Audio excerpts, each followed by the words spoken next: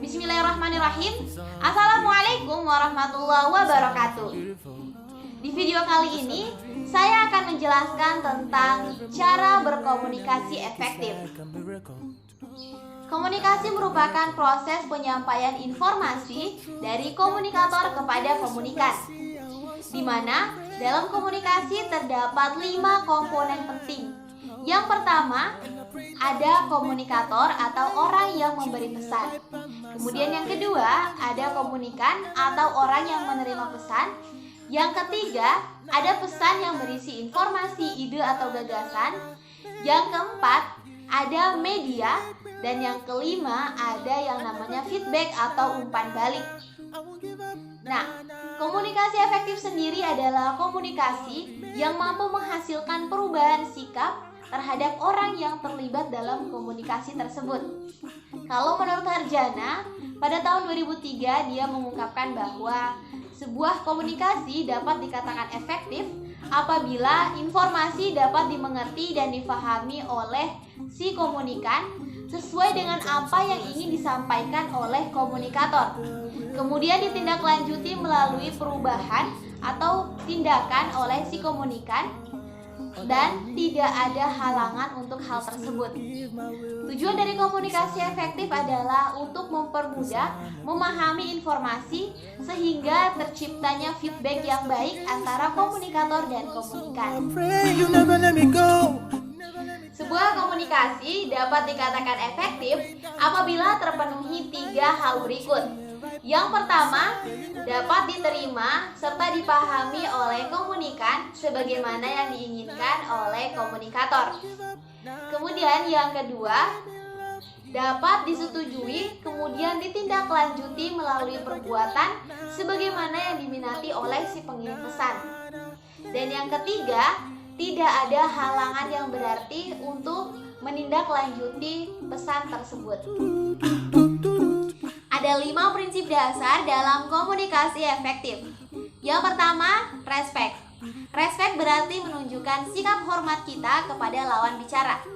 Nah, ini penting karena ketika kita tidak menunjukkan sikap hormat dan respect terhadap lawan bicara, tentu saja lawan bicara akan merasa tidak nyaman dengan komunikasi yang sedang berlangsung. Sehingga apa yang kita sampaikan tidak dapat dipahami dan dimengerti sebagaimana yang kita inginkan. Kemudian yang kedua, empati. Empati adalah kemampuan untuk merasakan apa yang dirasakan oleh lawan bicara kita. Ketika kita mampu berempati, maka kita bisa memposisikan diri sebagaimana keadaan psikologis dari lawan bicara kita. Apakah dia sedang sedih ataukah dia sedang bahagia. Kemudian yang ketiga, jelas. Salah satu faktor terjadinya kesalahpahaman adalah komunikasi yang tidak jelas. Dikarenakan komunikan yang tidak bisa menangkap apa yang disampaikan komunikator karena komunikatornya menyampaikan informasi dengan kurang jelas. Kemudian yang keempat adalah rendah hati. Rendah hati ini bisa diwujudkan dengan misalnya tidak memutus pembicaraan lawan bicara. Jadi ketika lawan bicara sedang berbicara, kita berikan kesempatan kepada orang tersebut untuk berbicara, menyampaikan apa yang ingin dia sampaikan sebagai bentuk etika dalam berkomunikasi. Dengan harapan ketika kita bicara, maka orang tersebut akan mendengarkan apa yang kita sampaikan pula. Kemudian yang terakhir adalah dapat didengarkan. Komunikasi yang efektif harus bisa didengarkan dan juga dimengerti. Nah, untuk dapat didengarkan dan dimengerti, harus memperhatikan beberapa hal lagi. Yang pertama, gunakan bahasa yang mudah dipahami. Jangan sampai kita menggunakan bahasa yang tidak dapat dipahami oleh lawan bicara kita. Misalkan kita menggunakan bahasa Inggris atau bahasa asing yang kita tahu bahwa lawan bicara kita tidak paham dengan bahasa tersebut. Kemudian yang kedua, dengan menggunakan gerak tubuh.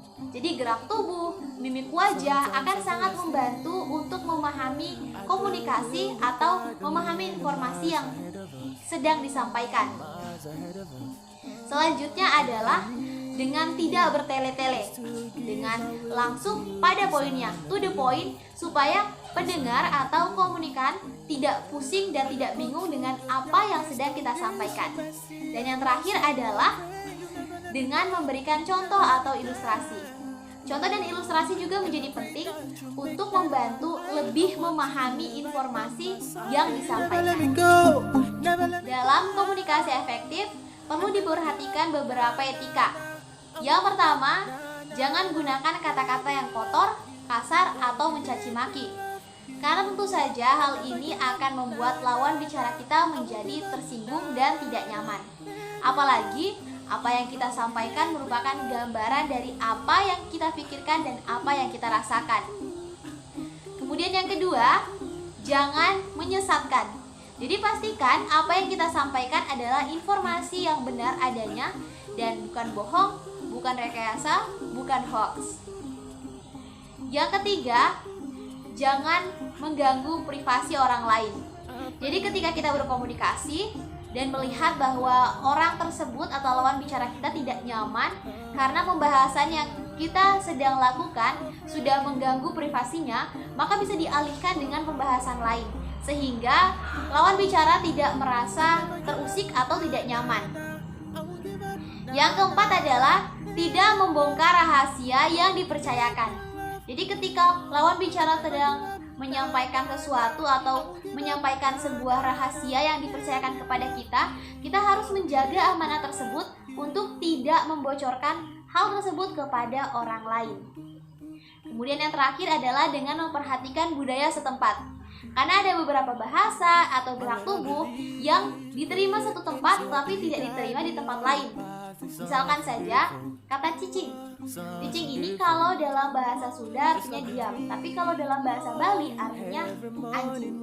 Jadi kita pastikan penggunaan bahasanya tepat dan orang yang kita ajak bicara juga adalah orang yang tepat.